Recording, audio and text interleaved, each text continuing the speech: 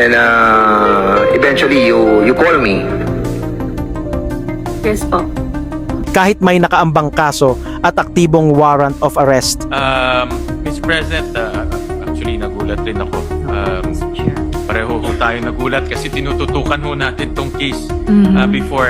I was advised that dahil nung nag-recess po yung Senado, pinalabas ho natin siya because pag Pinalabas po natin siya. Oo, Mr. because Chair. pag nagmo-move from one Congress to the other Congress, pinapakawala ho natin yung mga na-detain dito. So nung pinakawala ho natin siya, Dito po ba siya nakadetain, Mr. Chair? Nung panahong iyon?